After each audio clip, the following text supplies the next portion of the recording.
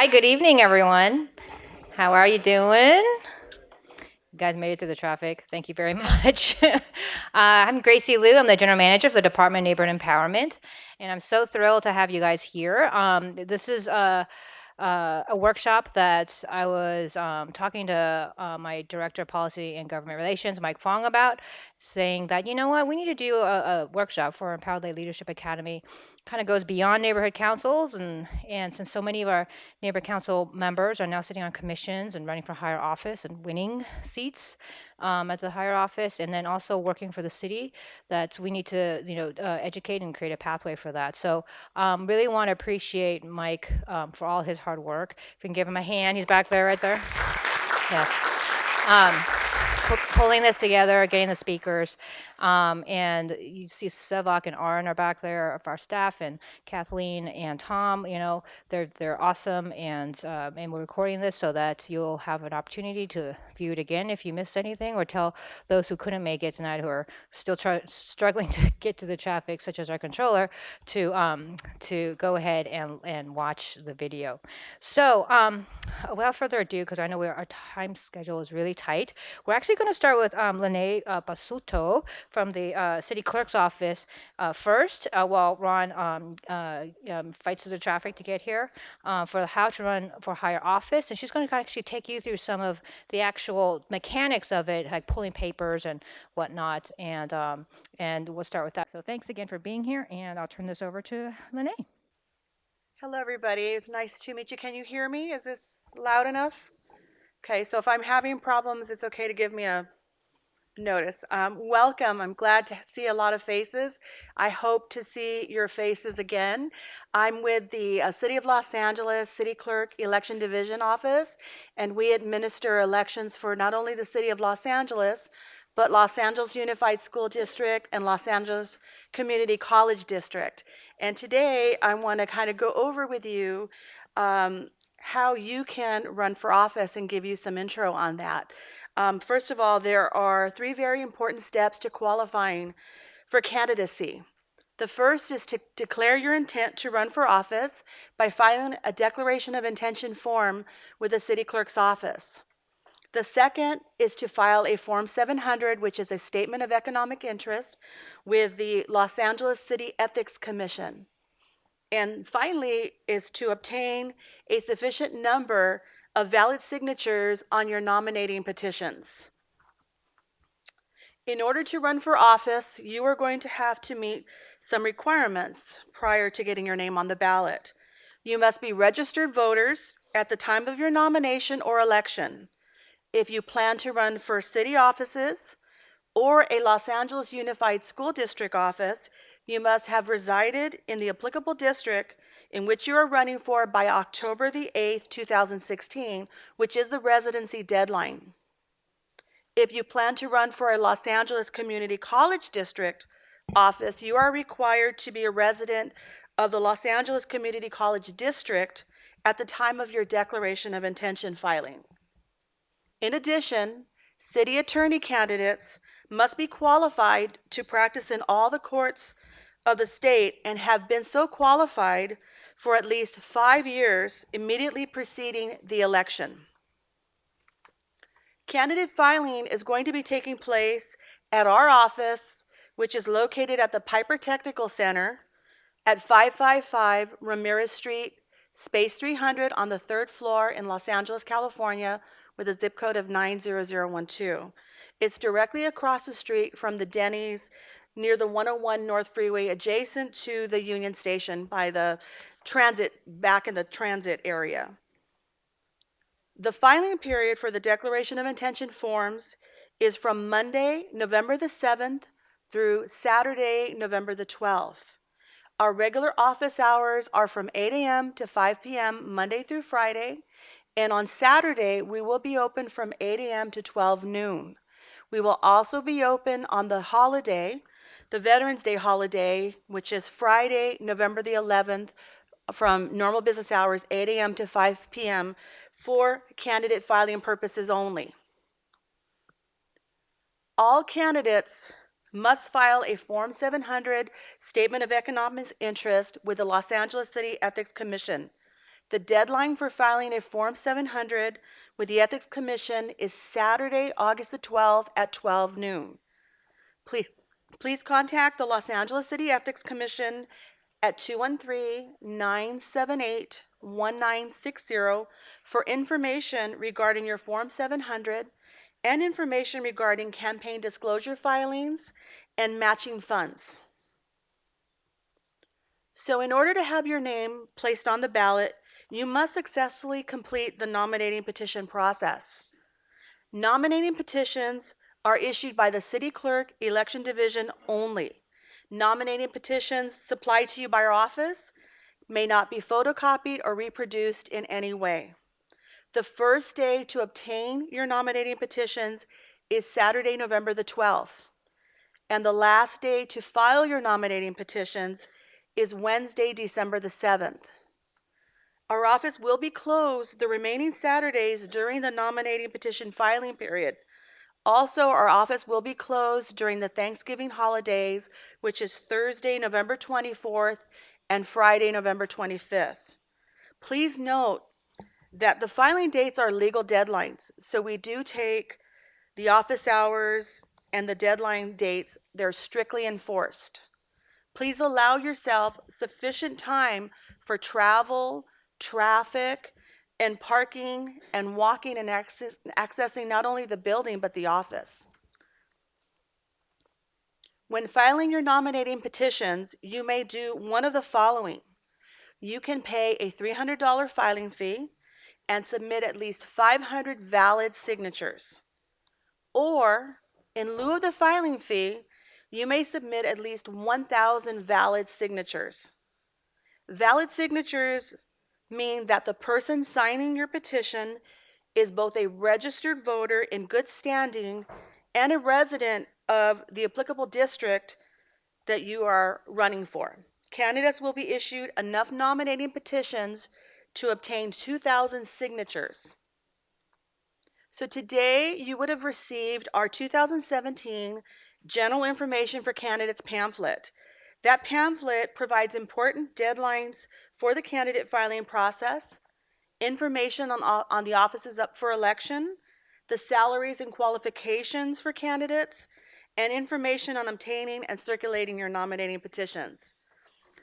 And that's your bonus prize because we have not even issued that, so you're the first to get it off the presses. We will be conducting our candidate briefing workshops again this election cycle. We encourage all potential candidates or their representatives to attempt to attend one of these workshops. Our candidate briefing workshops are designed to help you prepare for the candidate and nominating petition filing processes. You'll receive some samples of the forms that you'll be working with. We will provide tips and guidelines on how to better be prepared to complete your declaration of intention form and how to use the resources effectively. You'll also be able to meet with a Los Angeles City Ethics Commission representative who will guide you through your ethics filing requirements. The candidate briefing workshops will be held on Saturday, October the 29th, and Saturday, November the 5th. These workshops will start promptly at 10 a.m., so I encourage you not to be late. They will be held at our Piper Technical Center office, and space is limited, so we encourage you to RSVP so that we have enough exhibits and seating for everybody. Now this season, we're adding our new petition circulating workshops. It's our first time to offer these types of workshops. They will teach you how to successfully circulate a nominating petition, including the do's and don'ts when circulating a petition, and tips and guidelines on how to use your resources effectively, as well as discussions of best methods to gather petition signatures. We have scheduled these 3 workshops to be held on 3 back-to-back Saturdays, beginning October 29th. We'll have one on November 5th, and the final one on November 12th. The workshop start times are going to be determined because we intend to have them follow effect right after the first 2 candidate briefing workshops, and then the final one will be standalone.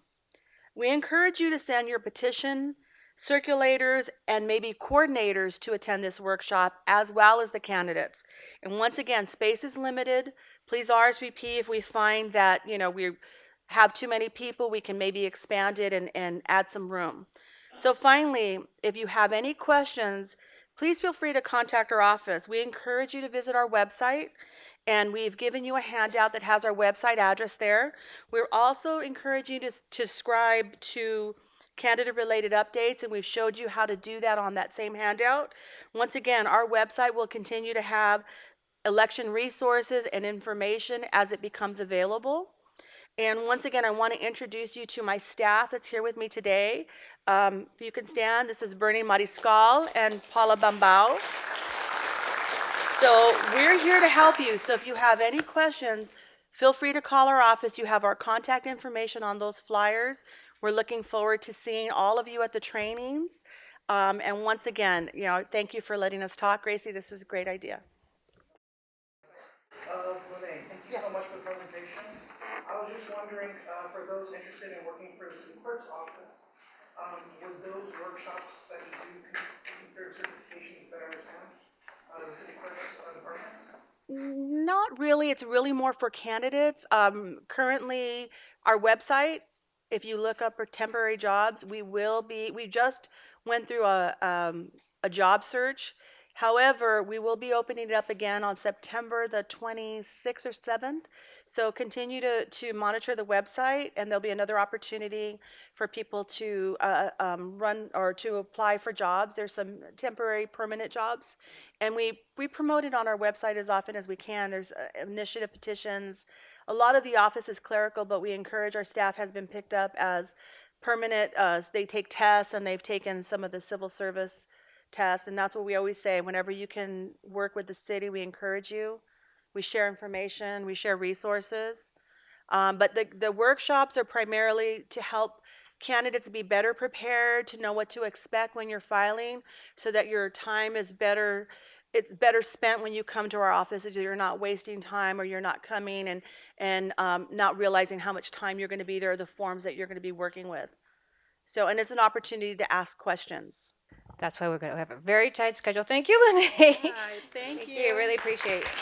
So I'm actually going to ask one of our commissioners for the LADWP, Joe Banks Berard. She's actually in the second segment, but we got a twofer for her because she actually has taught how to run for office for like 20 years at UCLA. She is a political consultant, and she's going to actually give you some points as well, because we actually were talking about this and how there's a big thing to, like analysis to do before you run for office. So she'll go ahead and give you some of those pointers right now. Thank you, Jill. Thank you, Gracie. Nice to see you all. Before you file your papers, you're going to wake up one morning and say, I could do a good job. I could do a better job than the assembly person I have, than the city council person I have, or I should be on the school board. When you make that decision, you're partway there. And what you want to do is analyze that district that you think you want to run for, whether it's a city council, assembly, school board. Take a look at the district. What is it made up of? Is it apartments, homes? What's the ethnic makeup? Take a look at it and see, how do you fit into that? And what is your story? What is your message? When you run for office, you have to have a message.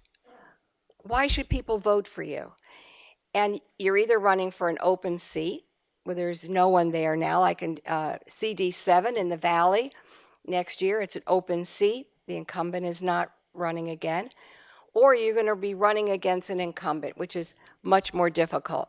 So you have to analyze, do I really want to run against an incumbent, or do I want to wait until it's an open seat?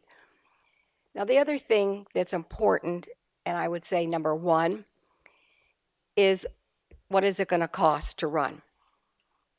And you can find out what the past elections cost by, if you're running for the city, You go to the registrar recorder's office and all the reports are there. If you're running for state, you go to the state secretary of state. This is all public information.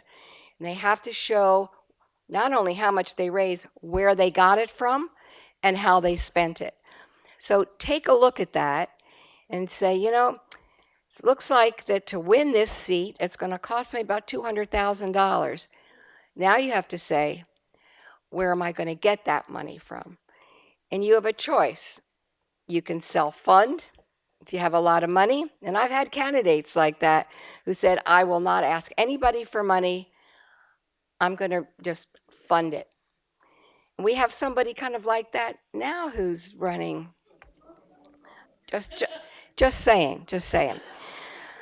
Now, when I have candidates come to me, and I've been a political consultant for over 30 years, and they say they're going to run a grassroots campaign, to a professional, what that means is they're never going to have any money. Because campaigns really aren't run like that. You know, if you have a lot of money and you can send out mail and you're walking door to door, that's fine. But you need to reach the voter. How do you reach the person who votes? And all those files, political consultants have those files. We know everyone who's voted in every election. We don't know how they vote, but we know who they are, and we send out targeted mail. That's the way you win elections. So you have to have the money to send out that mail, and you have to have money to walk door to door, because you have to hand out material. And when you go to forums, you need material. When you go to speak, you need material. Everything costs money. So if you say, well, you know, I'm just going to run, but I'm not going to have a lot of money, it's an exercise in futility. So think about that before you decide that you're really going to run. Also, you need a campaign consultant. You have, nowadays they call, well, we used to be called campaign managers. Now a campaign manager is the day-to-day person. But the consultant is what I do. I develop the strategy. I meet with candidates. I analyze the district. I look at the person who's running for there. And I say, well, you know, are you a good fit? Are you a good fit for this district? What do you have? What's your background? And where are you going to get the money? And so you need a consultant who does this, analyzes a district, develops the strategy, and then here's the next question. Who are your endorsements? That's very important that you have endorsements, because what it says is that these people who are community leaders or elected officials think enough of you that they're saying, I support you. So you need a campaign consultant, you need the money, and you need the strategy to win a campaign. So, and when you go visit people and ask for money, they're going to ask you all that. They're going to say, well, who's your consultant? And when you say, well, I'm kind of doing it myself, or, you know, my son is helping me, forget it. And they're going to say, and who's endorsed you? And they're also going to say, what money? What's your budget? And you have to give a realistic budget. Know what it costs to run in that election. And I know when you go to other people and asking for money, like if you're going to go to labor unions or big givers, they're going to want to, before they invest in you and give you money, they're going to want to know you are a serious candidate. One of the things, you know, we're talking about tonight is that all of a sudden, it seems like all of a sudden, neighborhood councils are kind of, you know, coming into vogue. And I think with Ron Galprin, who, is that Ron right now? I'm going to sing your praises. I don't sing as well as you do, but I'm going to sing your praises. You know, Ron ran for CD5. That's where we met, and he was a terrific candidate. And then he was on a committee. It was a very long name. I don't quite remember the name of it. He'll tell you. but it had to do with efficiency. And he used that committee to use it as a springboard to run for controller, because he did wonderful things on that committee. And he also came from a neighborhood council. So that really, with Ron running citywide and coming from neighborhood councils, that was really great for all of us, for everybody, because that's really what we're looking for, to gain more power, to have people recognize us. And it's like, I think it was Morgan Freeman who said, after 30 years of hard work, now I'm considered an overnight success. So it really takes time for us, we're the Morgan Freemans, to learn what we're doing, to be part of the community, to speak out, to get our names known, and then you can run for office. And so I think that's a good segue to introduce our controller, Ron Galprin.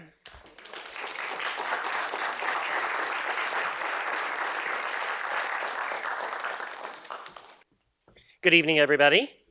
Sorry to be a few moments late. You know, it's interesting, before I was an elected official, I used to drive around Los Angeles and wonder, why don't those damn elected officials do something about traffic? Now, of course, I have to look in the mirror.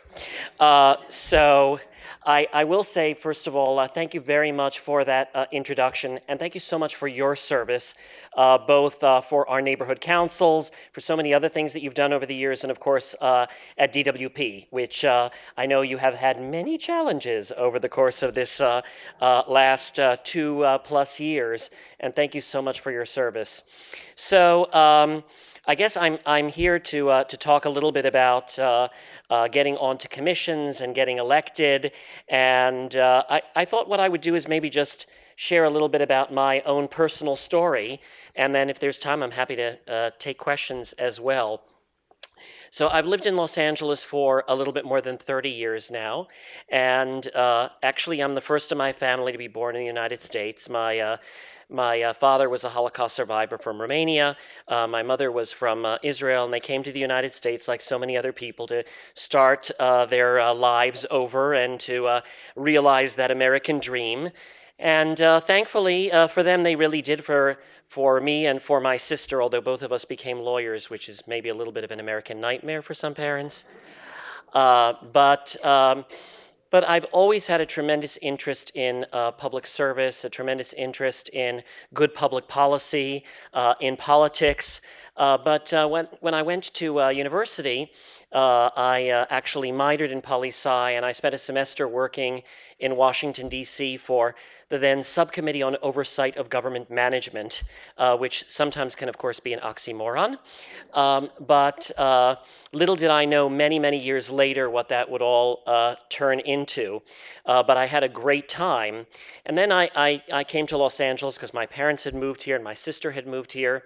And I started off as a career as a journalist, working for the Daily Journal and the Daily Commerce. And then I became an editor-writer for the LA Business Journal. And then I became a columnist writing 2 weekly columns about real estate and about business for the LA Times. And then at night, I went to law school because I had a choice either to become a doctor or a lawyer by my mother. And I always had a fear of the sight of blood, so that left the choice of lawyer. But seriously though, I really I love the discipline of the law, and also so much of the law goes into public policy. And if you want to shape really good public policy, the more you have your hands and an understanding of law, the better.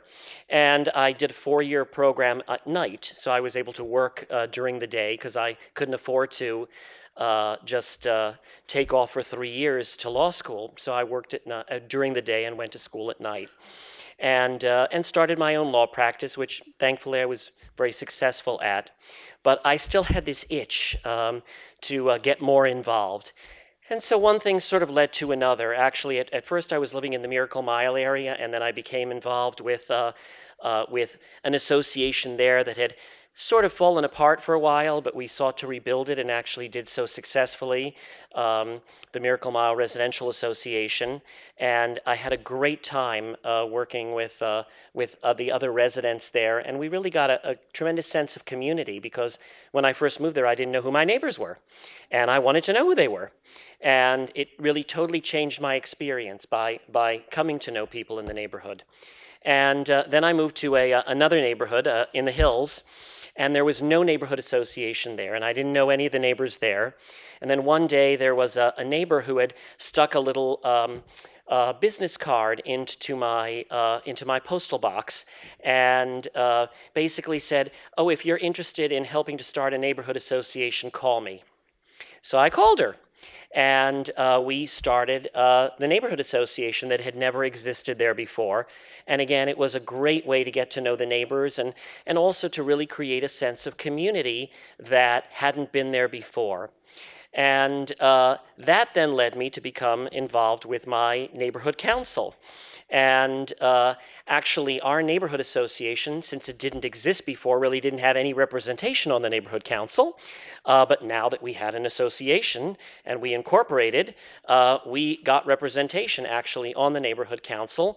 And then I found myself becoming the VP of outreach and trying to reach out to a much larger community and getting to know other neighborhood associations and other people who lived throughout our region, and I love doing that.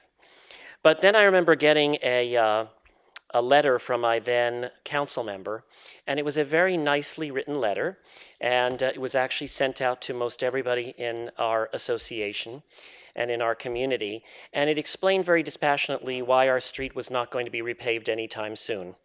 And it explained how we have about 6,500 miles of streets, and that year we were sort of at an all-time low in terms of budgeting for the streets. It was about 175 miles for repaving, plus a little bit more for slurry sealing, plus a little bit extra for the transit corridors. But essentially the message was that this could take 20 to 30 years for your street to get repaved, but thank you so much for your patience. And I wasn't feeling very patient. I'm not that patient. And so it led me on this odyssey to start getting obsessed with where our money was coming from and where it was going.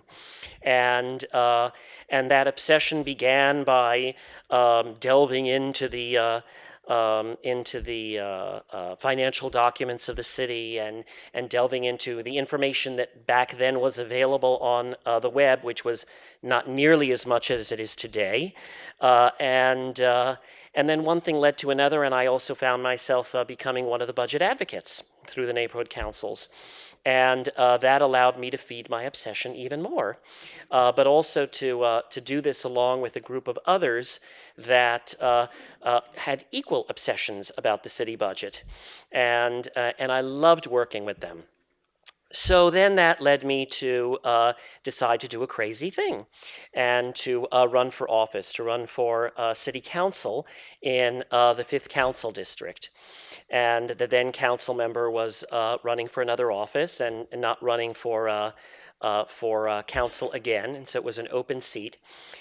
There were 6 of us actually in that race.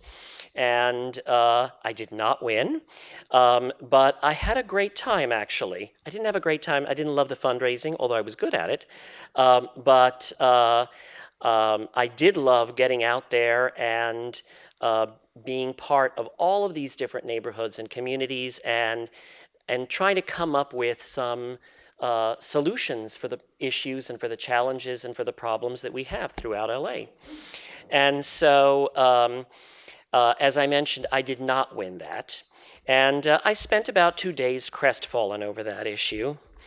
And a lot of good things came out of it. And it's sort of a lesson that sometimes the things that don't work out for you are actually the things that turn out the very best. Little did I know it at the time, but it really did turn out that way. And there were a couple of light bulbs that sort of went off in my head. One, somebody mentioned to me that when I was running the advertising that I did, and the focus of what I was talking about was a lot about the budget of the city and how do we fix the budget in order to repave the streets and to trim the trees and do all those things. And somebody said to me, the advertising that you had was great, but it was really much more appropriate for a controller race than it was for a city council race. And I thought, well, that's kind of interesting. And then I was approached by then Council President Garcetti, and we had sort of gotten to know each other during the course of that election. What I had also done, by the way, was there was a charitable group that I went to that I supported for quite a number of years, and at their silent auction they had a number of elected officials that were auctioning off lunch with them to the highest bidder. And I made sure I was the highest bidder for 3 different lunches, and one of them was lunch with Garcetti, and so we got to know each other that way as well. So you never know how it is that you get to know somebody, and so after that 5th council district race, he invited me to a different lunch where I didn't have to pay for, and asked if I wanted to be on the city ethics commission. And I had a lot of what my grandmother would have called chutzpah, which means like nerve.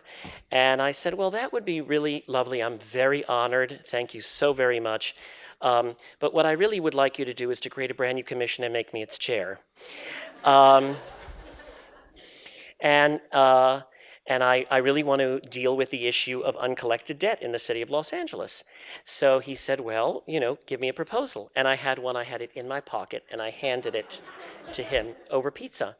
And we talked about it, and he was incredibly supportive, and decided, okay, let's create this ad hoc commission, and we called it the Commission on Revenue Efficiency, and also had a little bit of a role in helping to identify some of the folks who were on that commission.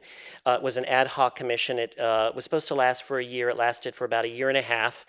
We produced a whole series of reports in which we delved into collections in the city and how do we do a much better job of it. How do we identify who really owes money as opposed to chasing after the people who don't really owe us money.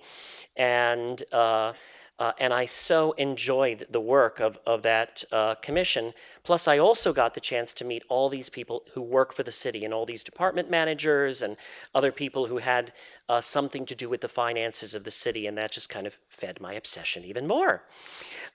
So, by the way, the lesson of that, I think, is that if the job or the commission that you're interested in doesn't exist, create it. And you never know what actually comes of that. So I also then, when I had run for the 5th Council District, the person who won was Paul Koretz. And we got to know each other and become very friendly. And actually, nowadays, we refer to each other as former ballot mates. And then he had an appointment that he was able to make to the Quality and Productivity Commission, and asked if I wanted to be on the Quality and Productivity Commission of the city. And I said, sure, that would be really interesting. And so that was another way that I really got involved with being at City Hall and with being able to learn the workings of what was happening in our city departments, and some of the things that they were doing that I thought was great, and some of the things that they were doing that I just shook my head and wondered, this is insane. And of course, I became president of that commission and had a chance to, again, shape policies and to offer recommendations and ideas and to partner with these different departments in a way that I thought would make a difference. So I also, by the way, simultaneously then got appointed by Zev Yaroslavsky to the county's Quality and Productivity Commission, because they have one as well. And I was able to sort of contrast and compare the way that departments in the county run versus the city. And there's some things, by the way, the city does better. There's some things the county does better. And you can really kind of learn from that, as well as from your fellow commissioners. And so when Wendy Gruhl decided that she was not going to run for a second term as controller, I decided I was going to do the absolutely insane thing and run for citywide office. And I think a little bit of willful ignorance is probably a good thing because had I known just what goes into running citywide, especially when you haven't been in elective office, would that have been the sane thing to do? Perhaps not. But it really spoke to me, and I really felt that this is what I wanted to do, and I really felt compelled to do it. And I felt that I could add something and hopefully make a difference in the city. And I've been very privileged and thankful to be successful in the other things that I've done. And I thought, okay, this is the time to be able to give back in this particular way. And I learned so much in the process of running. There's really nothing like it. You know, win or lose, by the way, it's an amazing experience. As long as you try to kind of enjoy it. There are people who hate running, and if you don't like people and if you really don't like running, it's not a good business to be in elective office. But if you do like people, and if you do like running around town, and by the way, if you like, especially if you're going to run citywide, if you like being in your car for hours a day, then it's an amazing experience. But there were also originally 6 candidates in the primary, and originally there were a lot of people that I spoke to who said, "Well, you're a nice guy, you know. I'm sure you'd make a great controller, but how are you going to win this thing? And we'd love to support you, but." And so it was my job to convince as many people as I could of why I thought this job was so important and why it is that I wanted to do it, and to do so relentlessly. And by the way, when it came to fundraising, which again is sort of, I have to say, in many ways the most distasteful part of being in office, but so necessary if you're going to run, basically I never took no for an answer. Anybody who said no, I just took it as not yet. And or anybody who was not supporting me, I just took it as not yet. And sometimes I would call back 3, 4, 5, 6 times until either they got totally sick of me and decided to return the phone call just to get rid of me, or were just impressed by the fact that I hounded them so relentlessly. But you need to do a little bit of that, especially if you're sort of, just right out of the box. So there were 6 of us, and then I ended up actually coming out in first place in the primary, which shocked a lot of people, and which I always felt pretty good was going to happen, but happened even more than I realized it would. So then comes the general election, or the runoff. I should tell you that there were 10 polls between the primary and the general. 10 polls, like one which was CBS News, one which was NBC, one which was UCLA, USC, by the way, one of which was my own. All 10 polls, which I paid a lot of money for this poll, all 10 polls said that I was going to lose. Every single one of them, including my own. And I do remember coming home to my husband Zach after the 8th one came out, and because I still had this abiding faith that I had the ability to win this, and I said to him, "What is the statistical likelihood that 8 polls could be wrong? Okay, 1 could be wrong, 2, 3 maybe, but 8?" And I said, "What the hell is wrong with me? Why can't I see the statistical likelihood that is in front of me?" And yet, I did have this sort of abiding faith that it was doable. And thankfully, it worked out very well. In fact, I not only won, but I won by more than 13 points, and by more than 50,000 votes, which, by the way, tells you a lot about polls. In any election season, we keep on hearing poll after poll after poll these days. I will say that I consider myself to be one of the luckiest people I know, because I get to do a job that I really love, that I find endlessly interesting. I have an amazing group of professionals in the controller's office that I get to work with and who are my team.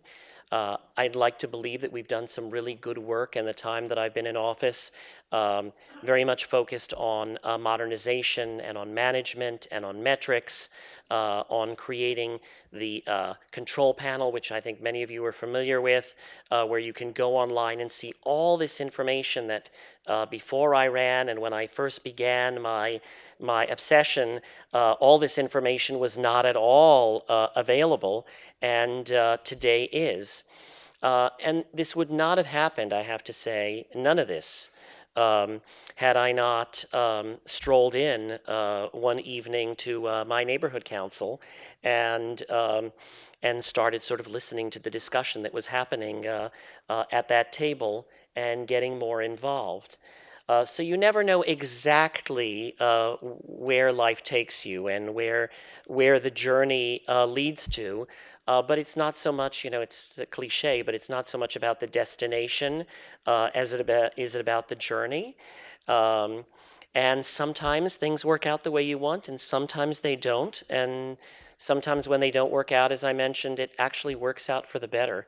Because I think to myself, I knew that I would enjoy the job of controller, but I enjoyed way more than even I thought I would. And I'm sure I would have enjoyed being a council member too, but I think I really enjoy what I do more than anything.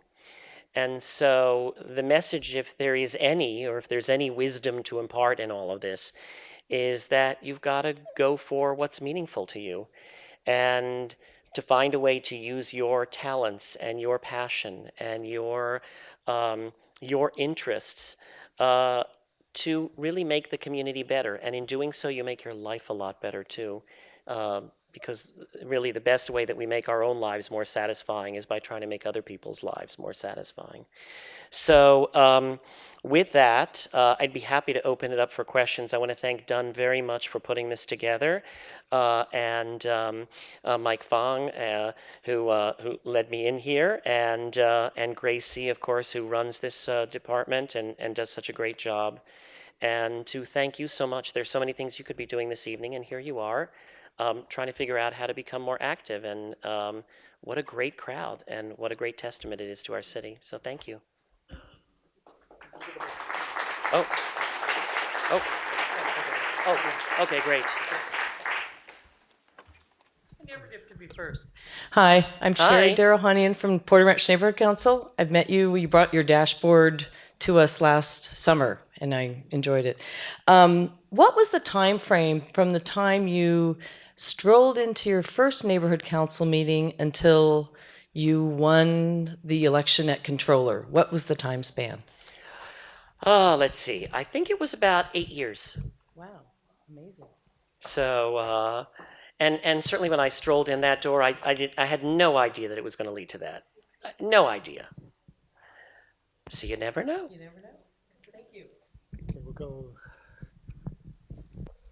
Very interesting talk. Could you give a few just kind of tips on best practices for starting a neighborhood association? For starting a neighborhood association. Well, actually, when we started ours, what I did was, along with some of the other neighbors, is we actually reached out to other neighborhood associations. We went to a couple of their meetings just to see how they conducted them. We also talked to the leadership of those associations. Also, we gathered various governing documents from a couple of the other associations that were incorporated to kind of look at that and see what were their governing documents like. We also looked at what are their issues and what are they dealing with, and what are the things, by the way, that seem to engage their own communities. So that helped to shape what we did. And then we were very focused on what could we do to create a sense of community. So actually one of the first things that we did is You know, when the neighborhood was created in the 1920s, the developer who built it in the 1920s had this wonderful sort of logo and wonderful picturesque drawing of the hills and of Spanish colonial revival houses. And we dug up that old logo. We reproduced it, and actually we worked with the city to allow that to be placed on city signs. And we put them throughout the neighborhood with the name of the neighborhood to really brand it with the same name that it had maintained all these years since the 1920s. And then there was some like physical manifestation of this sense of community that began to get the ball rolling in our own neighborhood. Hi. I find that a lot of politicians have a law background. Can you talk about how important your law background is to what you're doing now? Sure. Well, you know, I don't have the role of city attorney, but for myself, I do find the legal background extremely helpful in terms of the documents, in terms of you know, because if I had $1, by the way, for every time that I go to various people in the city and I say, well, can you do it this way? They said, well, no, it's been done like this for the last 30 years. Therefore, it must be the only way to do it. And then I sometimes say, well, show me where it says that. And usually they can't. Sometimes they will show me and I'll say, well, let's see how we can change it.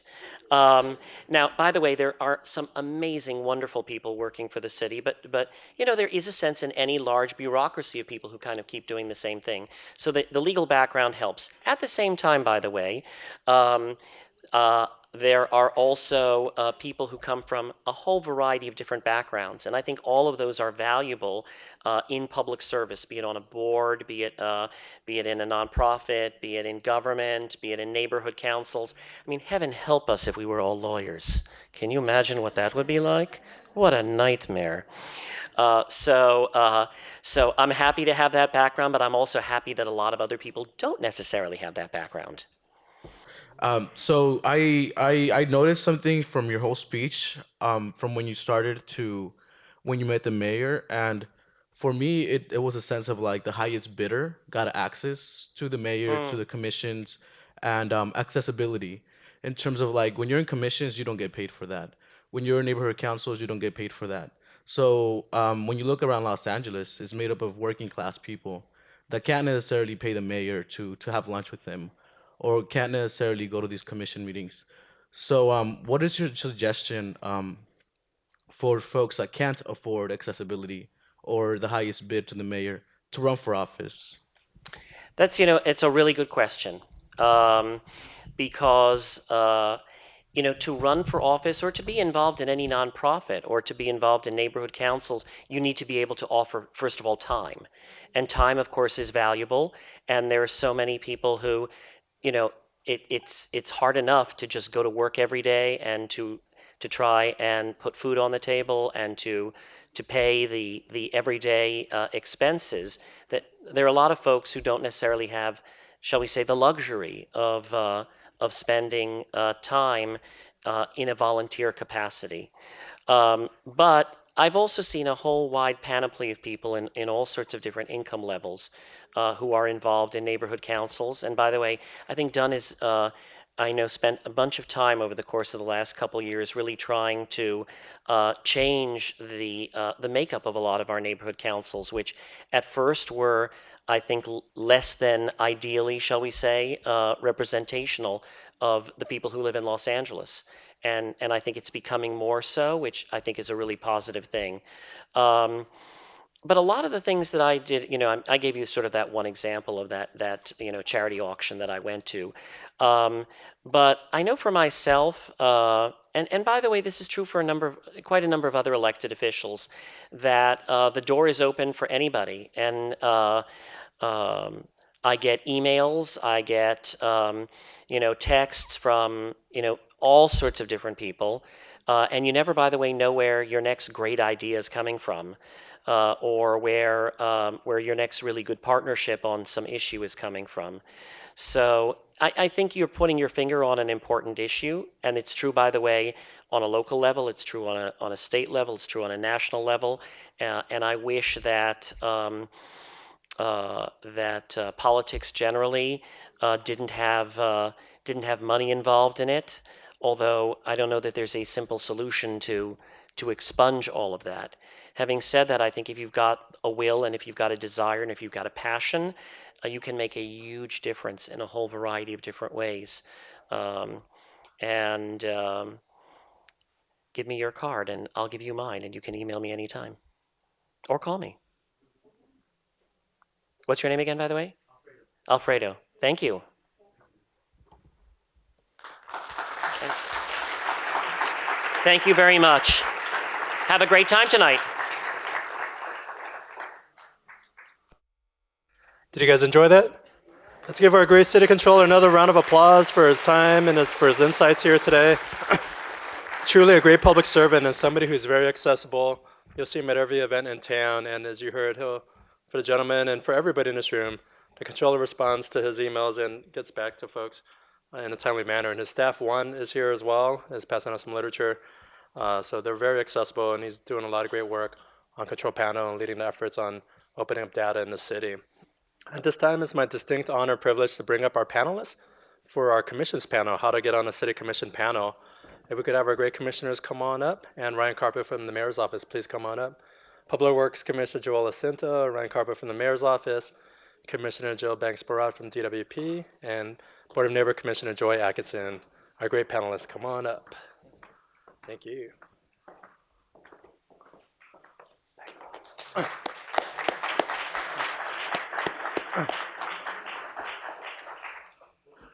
As our panelists come up, we're going to have a Q&A portion for this as well after the panel session. And we're going to hear introductory remarks from each of the panelists. They'll have a couple minutes to introduce themselves to us and then share their experiences. And then I'll ask a few questions about their experiences as a city commissioner. And then from there, we'll open up for Q&A. And then our final portion of the session will be how to get a city job. So thank you guys so much again for all your leadership and efforts in the neighborhood councils to listen. We'll jump right into it. First, we'll start off on my left. We'll start off with our Board of Public Works Commissioner Joel Acinto. Commissioner Joel Acinto is a leading figure on the Board of Public Works and was appointed by the mayor to the Board of Public Works and has done a great job on a lot of the infrastructure services in the city. So I'll have Commissioner Joel Acinto introduce himself. Just want to thank our General Manager, Gracie Liu, and Mike Fong, and the great staff of Dine. Give them a round of applause. Give them love. Because we appreciate, this entire city appreciates their service to everybody in the city. And I just wanted to thank you for having me. I'm having a moment here because there's a gentleman in the audience right over there, Anthony Lagasca, and he's active in his neighborhood council, and it was really 35 years ago when Anthony and I were freshmen at a school on the west side called UCLA. Any Bruins? Go Bruins. Right, thank you. We're in hostile territory, but west side. But the issue is that I mention that because the narrative, my narrative is really, I believe, of being a student activist at my core. Everything that I have in my life today, the love of my life, the passion that I have for my culture and my community and for service really stems from being a student activist and being a product of affirmative action at UCLA at a time where Filipinos were on the endangered species list and we let them come in a little bit more. I wouldn't have the life I had today here in Los Angeles. I wouldn't be able to serve our mayor and our city in this capacity if there wasn't this thing called affirmative action and diversity. And so just really in general, we were talking about the journeys or the paths to where you are as a public works commissioner, right? It can't be tongue-in-cheek, but that's like what, the 5 Willy Wonka tickets, where it's the paid commissioner, right? That's not a secret, and the publication in the Filipino community says Jacinto becomes the first Filipino paid commissioners, and that's kind of not the way you want to be known, but that's what the community thought. And my journey to being a commissioner for the Board of Public Works really has come from being a community servant, being an executive director of a nonprofit for almost 24 years, being totally committed to your core values as an individual. And when you could do that in anything that you do, you know, I didn't go and have the plan where I said, I'm going to be a commissioner, I'm going to do this, that, and the other thing. I served my community. I served the larger Asian and Pacific Islander community and the larger diverse community of Los Angeles. And lo and behold, in that process of being authentically me and being unafraid and unabashedly Filipino American, Asian, Pacific Islander, and a person of color, the relationship with then our councilman Eric Garcetti blossomed because we did work together, and you get a call to say, hey, Joel, do you want to come and serve our city? Well, that's a call that you don't ignore. It's a great blessing and opportunity to serve our city as Public Works Commissioner, because all I know is constituent services, fulfilling a mission or purpose in support of our mayor. So I'm really happy to be here with you to answer questions. But you know, my kind of journey was one of just doing what you do, and like the controller said, you never know what happens. Thank you so much. Let's give a round of applause to our great Public Works Commissioner, Joel Asenso. Next, I'd like to introduce another esteemed commissioner, somebody who does so much great work leading the city of Los Angeles, being an advocate for the neighborhood council system, someone who has served 3 different mayoral administrations, and someone who's a great leader in our community, Commissioner Joy Atkinson from the Board of Neighborhood Commissioners. Thank you. I listened with interest to what you said because it's, you know, your family background, your community activity, it all plays on what happens in the future and how you end up doing what you do. I had to make a comment on the gentleman earlier who had asked Mr. Galperin about he paid at an auction and was able to spend money. I have to admit, I've been on 3 commissions under 3 different mayors, and I've never given one of those mayors a contribution. I have worked in the community, and I've been known in the community to be an activist, and I think that's where I was able to make progress on some of these commissions. Now, I'm always interested in the commission process because it really does give you insight to run. Sometimes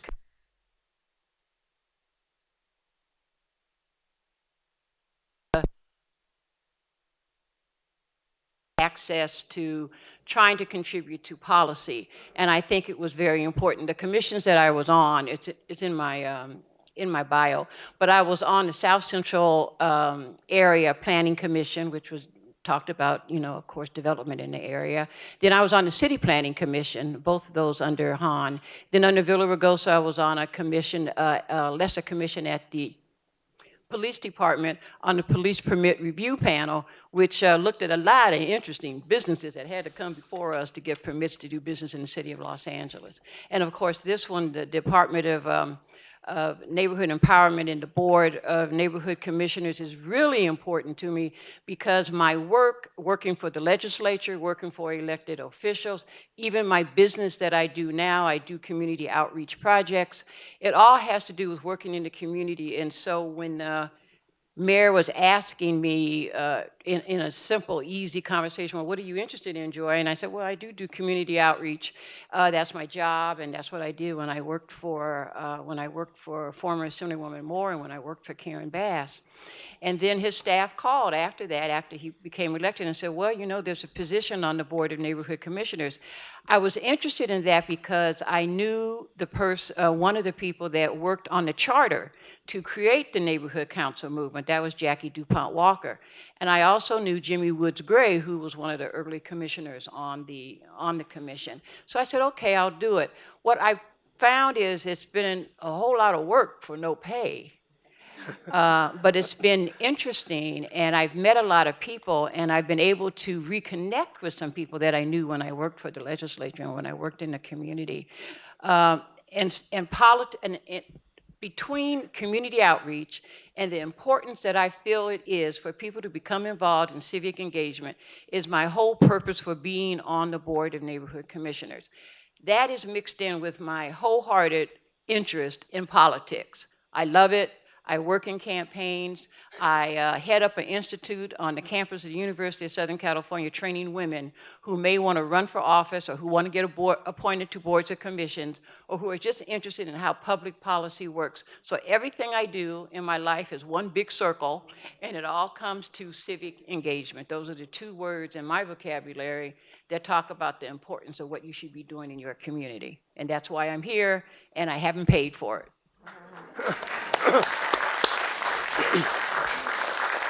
As you heard from Commissioner Atkinson, she's super involved in the community. She's at every event in town, and somebody whose thread is civic engagement. Our next commissioner, Jill Banks-Barad, is someone who's been very involved with the neighborhood council system as well, serving as president of the Sherman Oaks Neighborhood Council, serving as founder and chairperson of the Valley Alliance of Neighborhood Councils, and has served this great mayor as the Department of Water and Power Commissioner, Jill Banks-Barad. Let's give her a round of applause. Thank you. I think my story about how I became a commissioner is a little different than most. And I'll tell it to you. I never thought about really being on a commission, and I didn't ask for it. But here's how it went. I was at Ralph's in front of the fish department with my husband, and my cell phone rang. And it was Eric Garcetti. And I could see on my phone. And I said, "Hi, Eric." And he said, "Hi, Jill." And he said, I want you to be with me. I want you to be on my team. And I want you to be on a commission. And I know the one I want you to be on. And I'd like you to be on the Department of Water and Power. And I said, my husband thought I was talking to my son because his name is Eric. So he doesn't know I'm talking to the mayor, right? And he says, "What's happening with Eric?" Well, I said, "Department of Water and Power?" And he said, "Yes, because I said when I was in campaigning that I wanted to shake up the department. And I need you there. I know you know how to shake it up, and you will ask the questions, the tough questions. So will you do it?" And I was just dumbfounded because it was not something that I had ever thought of. I knew that in my past years I'd been asked to be on commissions. I didn't want to be on animal welfare because I have rescued cats. I could not be there. It would break my heart. I didn't want to be on a lot of different things. But Department of Water and Power. So he said, "Do you want to think about it?" And I thought to myself, you don't say no to the mayor. So I said, "Okay, I'll do it." And he says, "Awesome." So that's how it happened. Now, there's 5 of us on our commission. We are not paid. It is endlessly challenging, interesting, and very intense. I get 2 newspapers every morning, but since the day that I was sworn in, and I'm now going into my 4th year, I go to the kitchen table with my coffee, and I look at the papers, and I say, "God, please don't make there be anything in there about DWP." Because it's really very, very intense. There's always something happening. And sometimes when there's a leak or a pipe burst or electricity goes out, you say, "I hope it's Edison." So, but I have to tell you, it's been a steep learning curve for me because it's not my background. I was a theater major. Could you tell? And however, I think the big question here, the important question is, why did Eric ask me? And the answer is because I had a record of accomplishment in the city that went way back. I wanted my child, Eric, to go to an integrated school. And so I put together a group of 30 families in Sherman Oaks and said, let's create our own school. And we founded the Open School, which became the first community-initiated magnet school in LAUSD, and then became the first charter school in the state of California. But it was important to me that we have a choice of the kind of education we wanted for our children in an integrated setting. And we also told the Board of Education that it had to be in the city. It could not be in the Valley. That makes our point, that we were willing as Valley people to go over the hill. The other thing is, I heard about the children living in the alleyways of Skid Row. And with 5 other people, we founded Para Los Niños, which we rented this little warehouse. And I went to ARCO to raise money. And you know who helped me? I went to the mayor, Mayor Bradley. And he brought in all the top corporation heads of the city of LA then. It was 1980. I know some of you weren't born. I don't want to hear about it. And got them in a room, and he said, I'm locking the doors until you give money. You're not leaving. And we raised the money. Para Los Niños still exists today and owns the entire block. And this is for the children of Skid Row. So, thank you. So, I'm used to being told, you're crazy. No, I'm not going to do it. But I don't take no for an answer. I'm like Ron. I don't take no for an answer. And so when it came time for neighborhood councils, I founded the neighborhood council in Sherman Oaks, and we were having a lot of problems putting everything together. So I said, I wrote to people, emailed people. I said, those of you who are doing neighborhood councils, let's form the Alliance of Neighborhood Councils. Well, we got nothing from done but don't do it.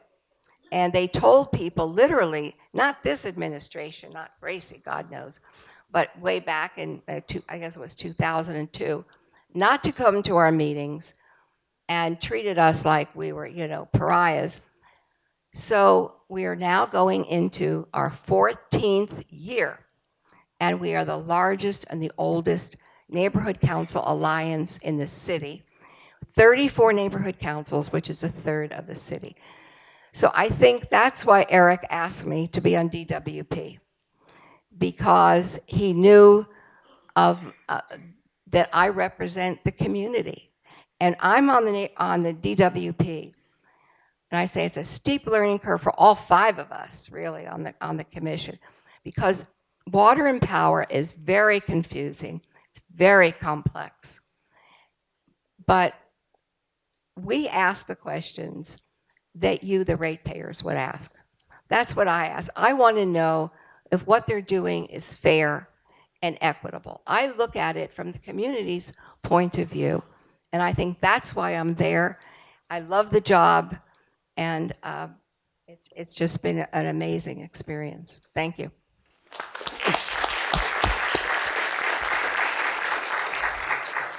Thank you so much to our great commissioner, Joe Banks-Barad, for all her leadership and efforts. You've done an amazing job. And you heard from our 3 amazing commissioners that have so much experience serving in the community.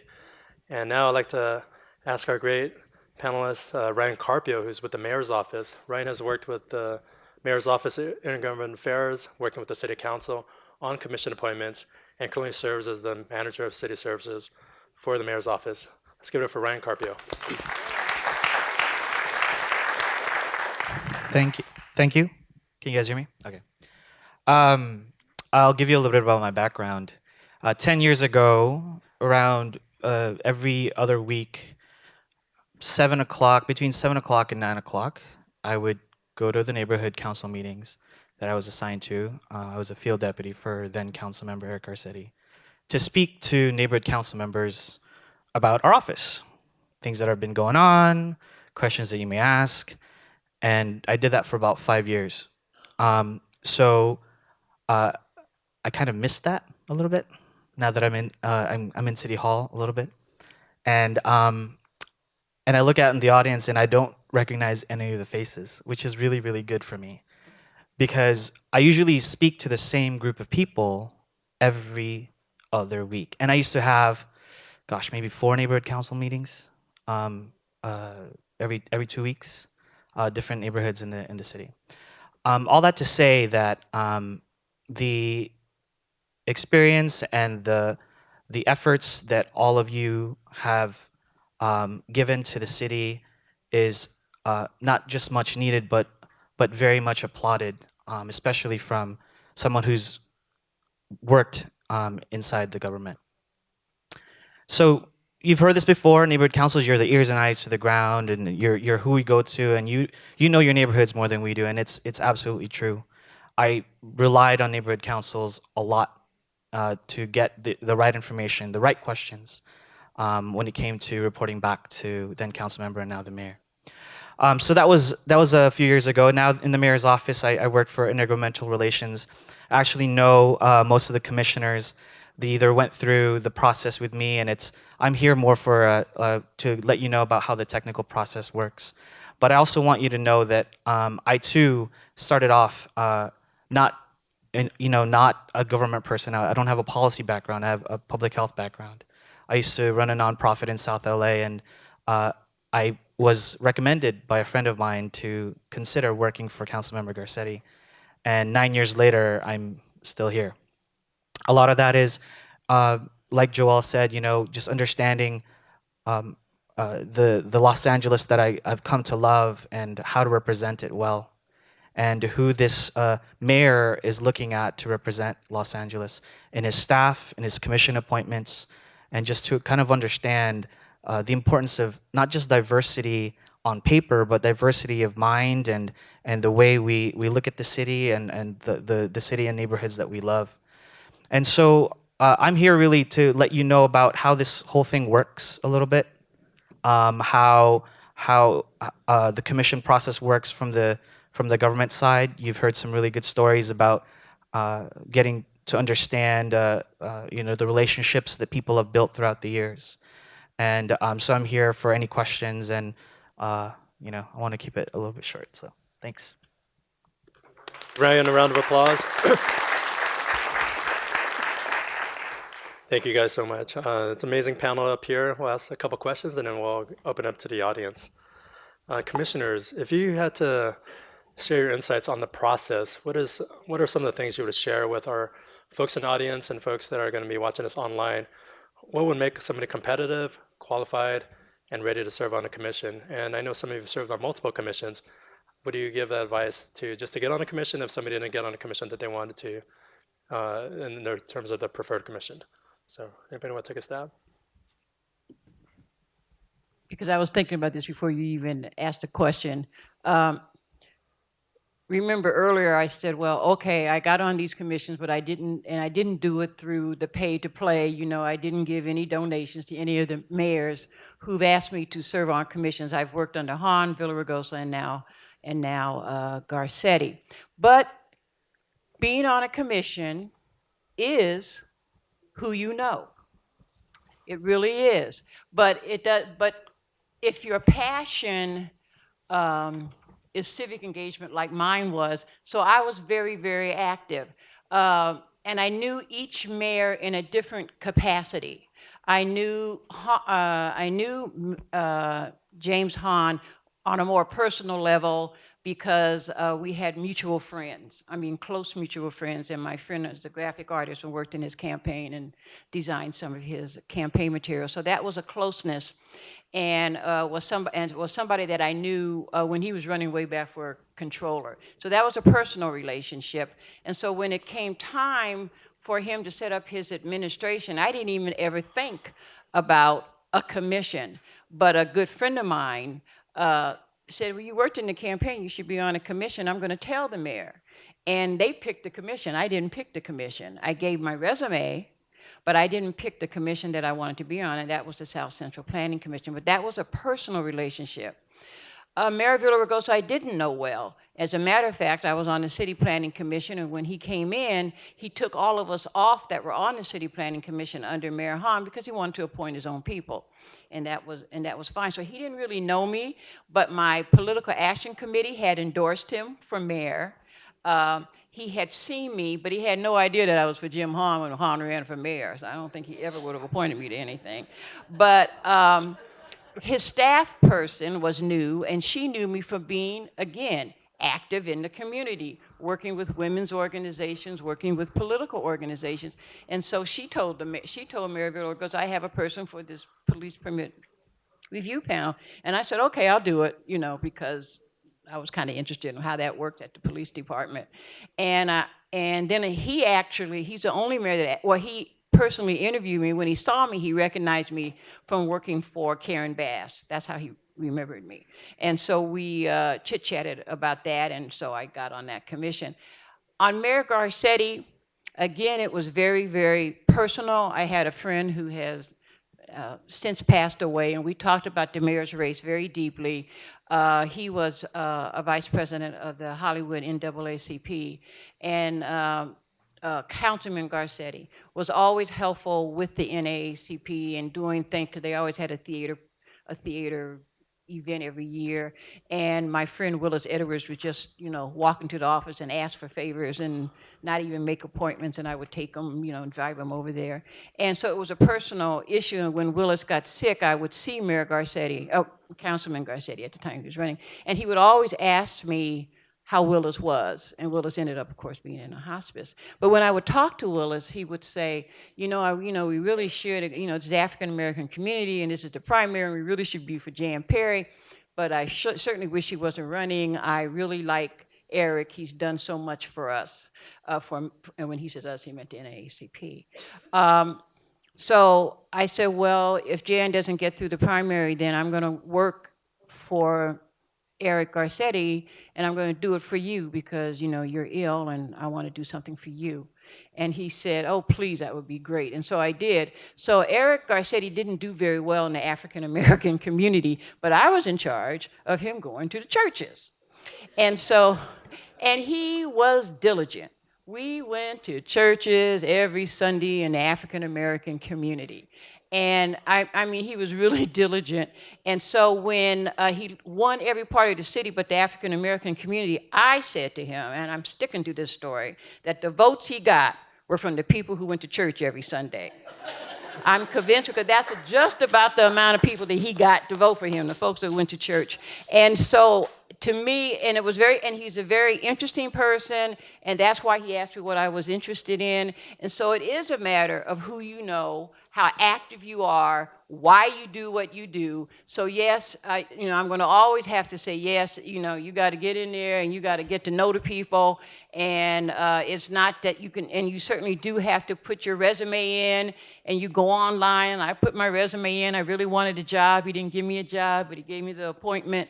And so you have to do all of that, and you have to have a passion for something. You got to pick something that you're really interested in. So I'm glad they asked me what I was interested in. And so you have to have that passion, follow the rules, and then find somebody to know somebody that can get you in. That's the other part. So You really need to have a record of accomplishment in your community. Start something that's needed, and don't just talk about it, but follow it through, see it through. And that's how you're going to get known. Your name will get known, you're going to get to know people, and that's how the mayor will hear about you, so you can get an appointment. It's interesting that years ago, it was pay to play in this city if you wanted to be on a commission, particularly one of the more prestigious commissions. And it used to be that if you wanted to be, for instance, on the police commission, it's like, well, how much did you give in the campaign? DWP, the same way. It's very different now with this mayor. And if you look at the makeup of the commissions, you will see it's very diverse. A variety of interests, of ethnicities, of sexual preference. They're all really diverse and beautifully so. So it's not just lip service, and it's not how much you give. And as an example, when I was had been appointed, and we had to go to get our fingerprints, and I met a woman there, an Asian woman, and we rode up in the elevator together. And I said to her, "What commission are you going to be on?" She said, "The police commission." I said, "Wow, that's something." And then she said, "And what commission are you going to be on?" And I said, "DWP." She said, "Wow, that's something." And then I said to her, "Now, did you know Eric Garcetti before?" She said, "I never met him. I never gave him any money." But she's a constitutional law professor at Loyola. And the mayor sought her out for what she could bring to that police commission. And I think it says something about the mayor and about our city that people, from the community can serve. Same thing on my commission. We have Mel Levine, who's the chair, was a past congressman, and he's an attorney. It's a wonderful commission.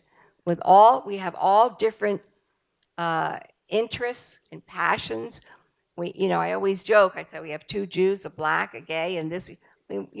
All parts of life. When people say, that we're just a bunch of bureaucrats, no, we are really volunteers committed to our city. And don't let anyone ever tell you we're a bunch of just, bureaucrats, because we're not.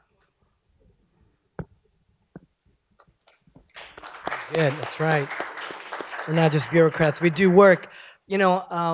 Before I was appointed to the Board of Public Works, I did serve as an Affordable Housing Commissioner for a year, because that's the work that the mission of our organization, Search to Involve Filipino Americans, or SIPA, in historic Filipino town in City 13. So basically, in the course of serving, of being totally committed to the mission or purpose of wherever you're at, it was really, I think, gave me the opportunity to be at a place where the things that we did in the community, the ethics, the core values, and I don't want to be touchy-feely, but it is so clear to me that being in public service as a commissioner for the Board of Public Works, it is about your core values as an individual. What is important to you? What do you stand for? And I think that if you are going to make the commitment to seek out a commissioner position, that you have to become very much in touch with what your core values are, because they will be challenged. They will be challenged, and you will be forced to take a side and identify and proclaim and defend what is important to you. So I'm going to ask you to think about your core values and what your core values can bring to our different commissions. It is true what all our panelists and all our commissioners said, and Ryan, that it is who you know, it's how active you are, it's this idea of community engagement, it's this idea of body of accomplishment. And I want to give you that human side of it, and to really encourage you to use every meeting you have, every conversation you have, every letter you write, every meeting you attend, every activity that you do to affirm your vision of our city, your vision of your neighborhood, of your block, of your life. It's so important that you bring your authentic self. And when you could do that, you're very, very strong. People see that. It is of great value, and that's what we want in our civic life. That's what our mayor wants. He wants authenticity of voice and diversity of voice, and be able to represent the great city that we have. Thank you, commissioners. And Ryan, let's give our commissioners a round of applause. And Ryan, if you can touch upon the process. You have many great folks in this room here involved in their communities, whether they're budget advocates, neighbor council, board members, plan check members, animal services liaisons, many different expertise and different experiences that they can bring to the table. Can you explain more of the process and how somebody can express their interest on being a commissioner and what that process is like? Sure. First thing is, you got to tell somebody that you want to be on a commission. I think a lot of people don't know that there are the commissions exist. Most of you may know this, but a lot of folks in the neighborhoods, I've been working for the city for 9 years, and I'm still learning every day. Um, Not even just the process, but like what this department's commission oversees, et cetera. So first things first is, if you're interested in it, you got to tell somebody, and that somebody may be a colleague or somebody. Express your interest with folks who actually work in the city or in the work that you do. So if you're interested in Animal Services Commission, for example, you should probably attend some of the Animal Services Commission meetings. So get to know what that looks like, be present, understand the process, and kind of what our commissioners have expressed, show that you're passionate about it. That's part one. Part two is just really get informed. You know, as neighborhood council members, I think we are stewards of information, right? You guys have information that not a lot of people have, and it's your responsibility to disseminate that information to as many people as possible. You're representatives as well, right? I was a representative as well. I represent the mayor, but you know, it's the relationship that we built. We talk about like the who you know, and a lot of that is really rooted in. It's really about relationships. When you think about the last job you've gotten, you know, all the interviews that you've ever done, it's the who you know, but it's really because you've built a relationship with them, a rapport, whatever you want to call it.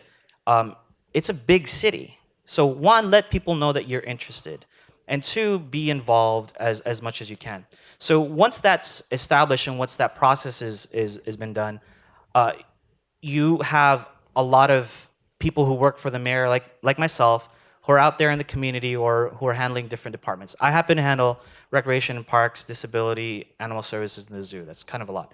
So I have I have probably one of the most commissions and as a staffer that I've met and have talked to, et cetera. And it is based on recommendations from the industry, whatever industry that may be, the animal welfare industry, rec and parks industry, to tell me what, you know, hey, we have somebody to recommend you. And a lot of that is just based on referrals and recommendations. I can't say that the mayor, you know, has the ability to call people, right? But most of the time, you know, there are instances in which he would look to staff and say, hey, we need somebody for this commission. What do you think?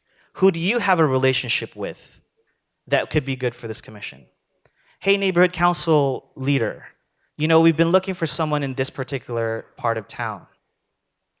Who would be your recommendation? A lot of it is built on relationships. So that when that process starts, and you know, it's a commitment. It is unpaid.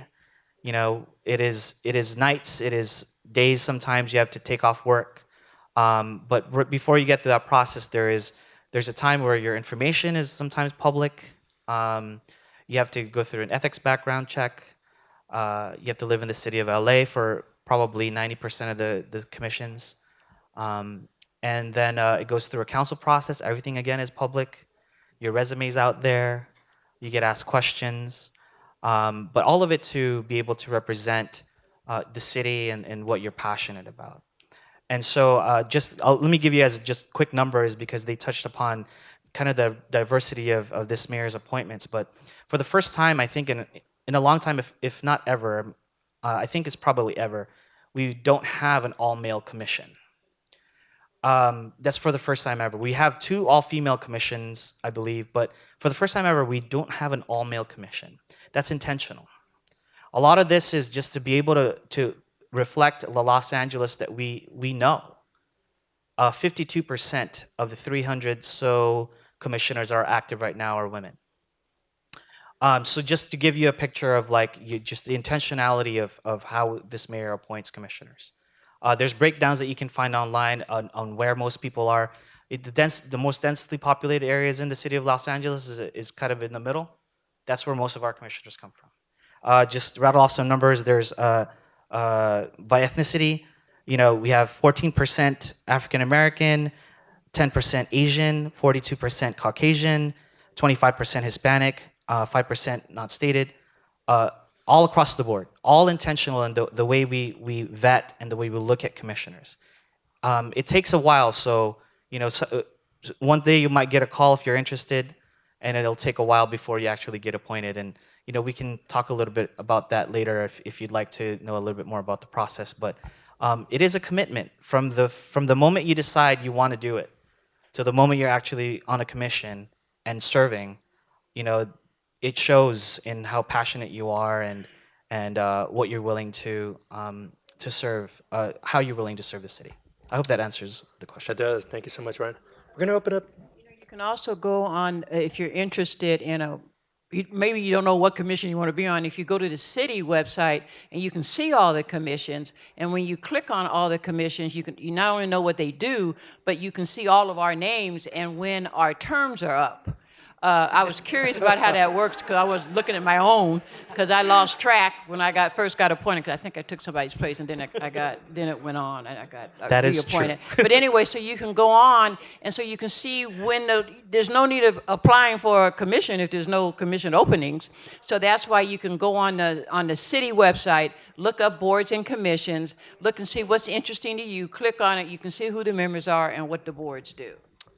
Thank you. We're going to have time for one quick question, and we're going to wrap it up.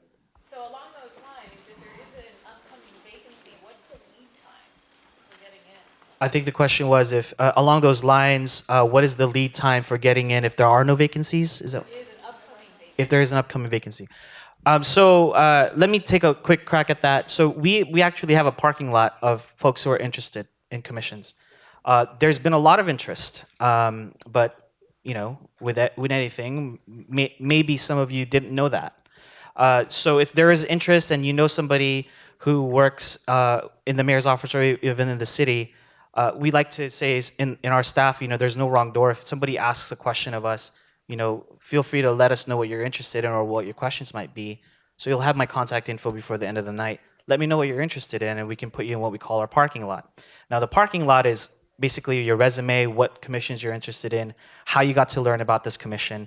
And it is through our staff based on, whether or not they have a backlog, what they can vet or who they can, it goes through a vetting process. So just to paint a picture for you, at the beginning of the administration, it was like all at once, right? New administration, new appointments, et cetera. But once those all get filled, once in a while you'll have people who have moved or have resigned, and we look at our parking lot to say, oh, this person, it might be good for this. Let's see if they're interested still, or if they still live in the same area, et cetera. So it's just a little bit of patience, sometimes just a little bit of persistence on the folks who are actually interested. But we keep everything in a parking lot. I've made recommendations in the past that are maybe still waiting. Some people have gotten through, depending on what's open. Okay, question up here. Good evening. I'm Wayne, and I'm a resident of here in downtown. Joy, thank you so much. I was around when you started Para Los Niños.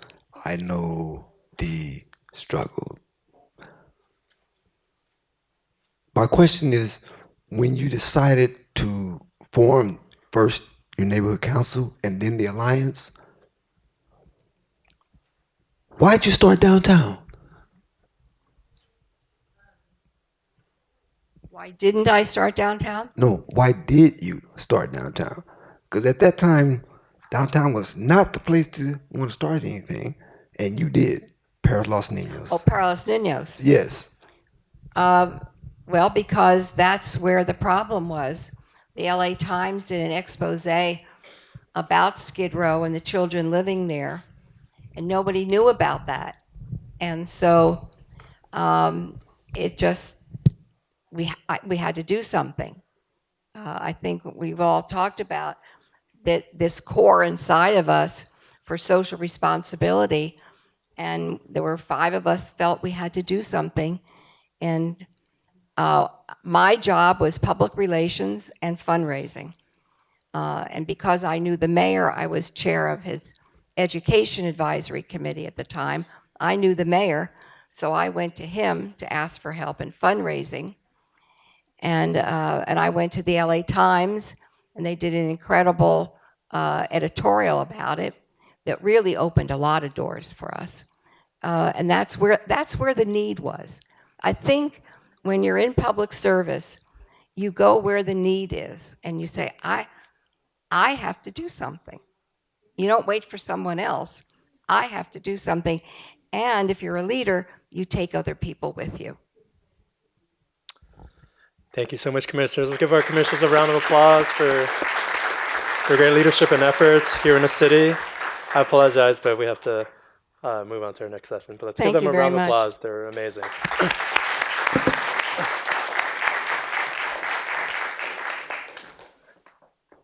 You guys will be around afterwards? Yeah. They'll be around afterwards. I want to make sure there's some time for networking at the very end, too, so thank you. I'd like to bring up our final presenter of the evening, someone from the Personnel Department who's been with the city for 10 years, has a wealth of experience on how to get a city job, and somebody who's worked closely with the process on how to get a city job. Sometimes it might be a long process, sometimes it's a nebulous process, but we have a great speaker here today. Orlando Lemus is going to explain that process. Orlando Lepe is going to explain that process, and let's give him a warm welcome.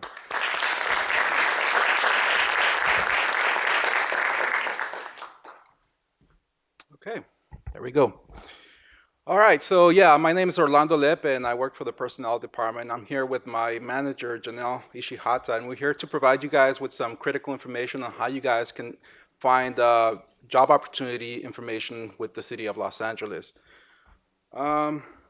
So the city is a big employer. It's one of the major employers in the Southern California region. We have about 45,000 employees, and we have job or career opportunities in over 1,200 different classifications, ranging from anything from engineering to the craft classes, some of the low-skilled job opportunities as well. So there's definitely an opportunity for everybody in the city. And this is just a sample of some of the entry-level positions that the city offers, just to give you a reference. And I understand that the PowerPoint presentation will be shared with you guys, so you guys can have this for reference. Moving on, so where do you find the job opportunity information?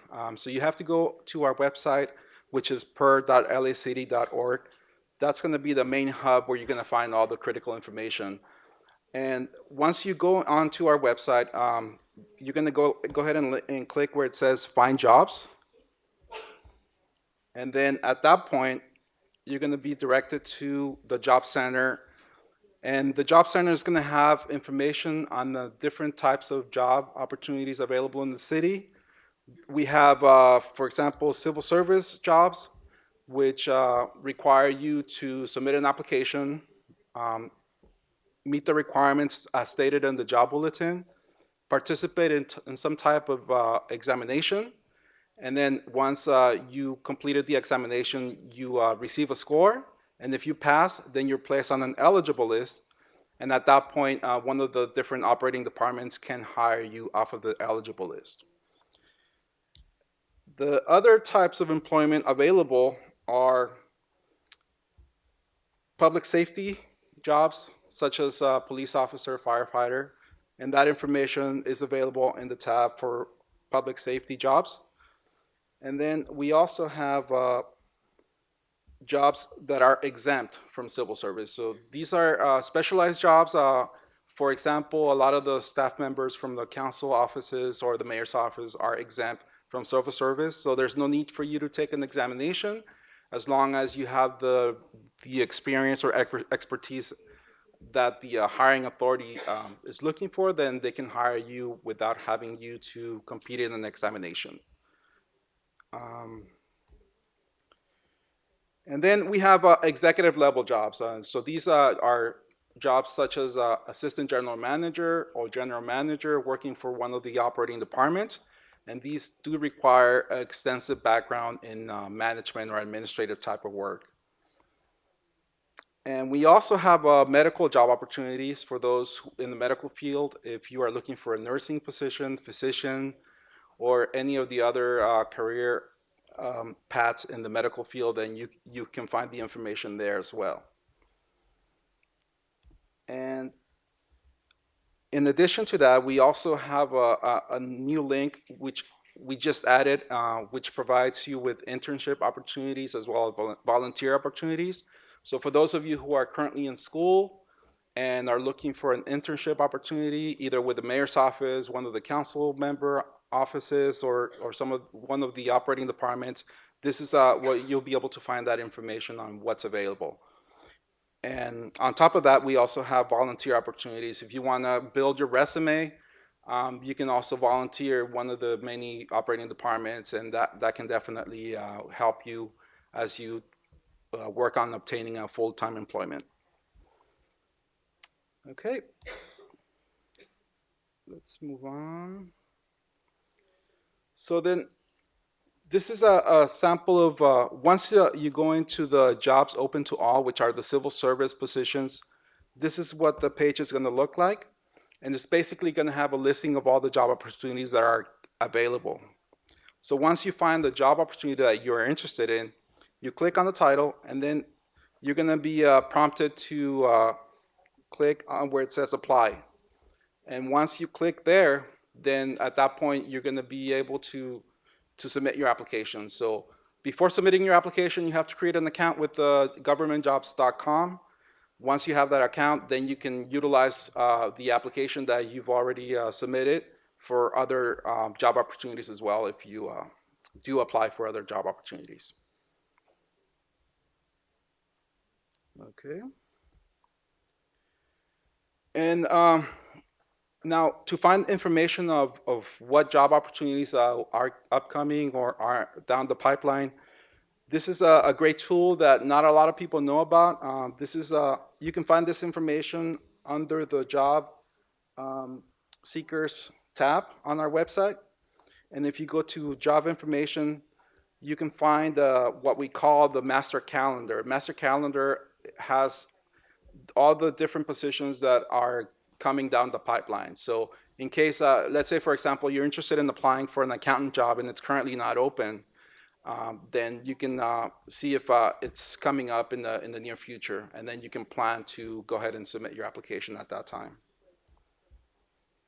So this is where you'll find that database or master calendar. So you can download that information. One thing you do want to note is that this information here is fluid. It changes on a weekly basis. If you are interested in a particular position that is listed there, I would suggest that you submit a job notification. And in order to submit a job notification, let me go back to this slide here. So if you go back to our main homepage and you click where it says Find Jobs, then it's going to take you again to this page where you have the different categories of the jobs available. If you click on the ones that are civil service, like jobs open to all, then at that point, there's going to be a menu option that's going to be available on the top left corner. You click there, and then a menu is going to pop up, and find the one that says Job Information and Notification. Once you click there, it's going to bring you up to this page here, and it's basically going to have all the different job classes in the city. You find the one that you are interested in. You click on the job class title, and then you complete a short form. Actually, you have to subscribe. It's going to have information on what are the requirements, what is the salary, and then what is the testing, the last time it was administered. And on the top right, you're going to see a green button called subscribe. Go ahead and click there. Once you click there, I'm sorry, let me go back. Once you click on subscribe, you're going to have to complete a short form with your contact information. And then when this job opens for filing, then we'll send you an email notification. And at that point, you can go ahead and submit your application. Okay, so this is a great tool for those individuals who are looking for a job that's currently not open, because the thing with the city employment, it's all about timing. Finding the time when the job that you're looking for or interested in is open for filing, because typically it's a 2-week filing period. So you definitely want to make sure that you are aware of when it's going to be opening for filing. Okay, that's all the information I have for you guys. I mean, I welcome you guys to visit our website. We have a lot of resources there available to you. And in addition to that, we do have a public counter in the Personnel Department building where if you guys need assistance with finding relevant job opportunities, you can always visit us. We're open Monday through Friday from 7 a.m. to 4 p.m. And in addition to that, we also have a phone number which I will share with you guys. So if you guys have any questions about anything, you can always contact us. So I'll open it up to any questions you may have. Yes. Hello. Well, first of all, thank you very much for the presentation. Yeah, thank you. Now, you mentioned exam information on the site, but are they? Do you offer any sample exams that we might prepare for, or for specific positions that we might be applying for? Yeah, unfortunately, we don't provide any type of preparation materials for civil service exams. However, on the job bulletin, we do have a section called the selection process, and it's going to have information on what's going to be covered on the examination. And that'll give you a good guide on how you can prepare for the examination. So yeah, you definitely want to read that information and then keep track of that. I'll add to that too. There are study groups around the city too that prepare for exams and they all study for it.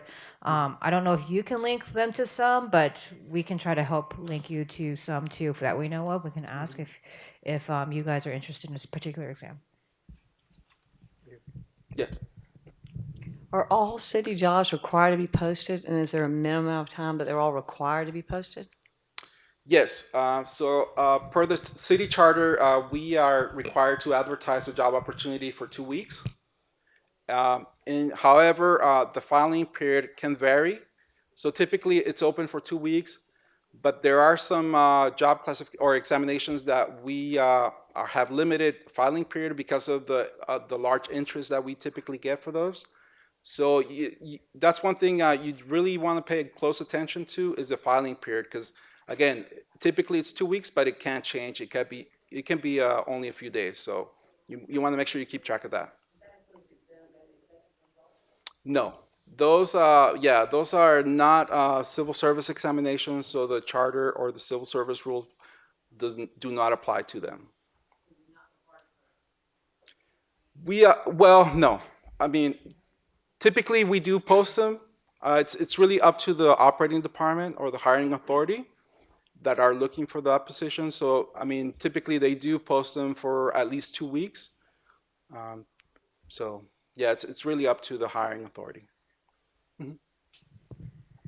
Hi, is there a resource that shows the structure of the government and all of the different departments, as well as maybe a job description of each employee? Because there may be something that I know that I am well suited for, but I don't know that it's actually in a department because there's nothing available. Yeah, on our website, there are career ladders, which basically tells you what is the entry-level position for whatever career path you want to take. And then it'll give you a sort of a path on how to obtain promotional opportunities. However, as far as breaking it down or in terms of departments and which departments hire which classifications, I'm not aware of any information that's available in that respect. But if you contact our office, we can guide you on which career opportunities would be most pertinent to your career aspirations. Could I just add, I bought this book off of Amazon for not much money. I highly recommend this League of Women Voters book about the organization of a city government. It's fantastic and explained everything about it. Great, thank you. What can you tell me about the difference between the civil service jobs and the exempt jobs? Yeah, so civil service will require you to participate or compete for the job opportunity through an examination, basically. So you take an examination, you compete with other individuals, and then based on your performance to that examination, then you're placed on an eligible list, and then people are hired based on their score or their position on the eligible list. Exempt, They only require you to submit typically a resume, and the hiring authority would then go ahead and proceed with interviewing the candidates, and they can select the one that they feel meets their needs. So that's the difference.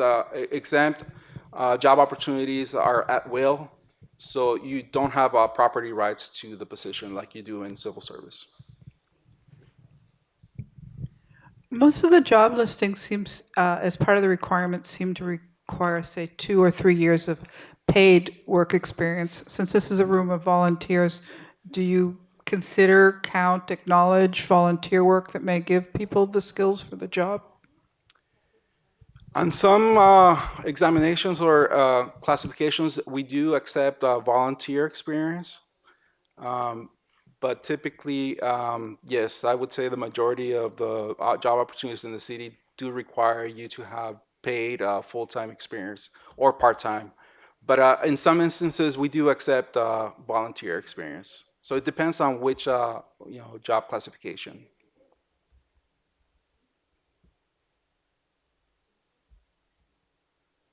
Any other questions? And just before I let you guys go, we are also on social media. We are posting all the job opportunities on our social media platforms that we are in. So if you guys would like to get information on a weekly basis, then please go ahead and follow us. Okay? Also, if I may add, I do know, since I have worked in other departments, that they do have examination books and things like that actually at the library here. That you may want to look into at some point. They're kind of older versions of exams, but if you are interested in taking a civil service exam, they do have some books that may be able to assist you in preparing. All right. Thank you guys for your attention. Appreciate it. Thank you, Orlando. I also know that the personnel department is also targeting certain groups of like folks who have just come out of jail or homeless or foster youth. There's special programs too that assist them in getting civil service jobs. So if you know someone or you're in that type of position, definitely contact personnel office because there are special hiring campaigns for that. And you know, I think tonight we've had great speakers, and overall theme I think is pretty much about, you know, committed to doing your work, the good work that you do in your community, and you be recognized. And for me personally, I started with the department as an exempt position, field position for the Department of Empowerment. I promoted to senior project coordinator, and then Mayor Villaraigosa appointed me as general manager. So I promoted from within, but a huge part of that was because of my work with the neighborhood councils and my collaboration with them. So I really want to appreciate neighborhood councils for that. And thank you again for being here tonight. Thank you to our staff, and wish you well, and hope you don't have any traffic going home.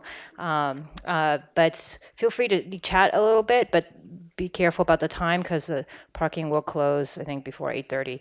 So thank you again.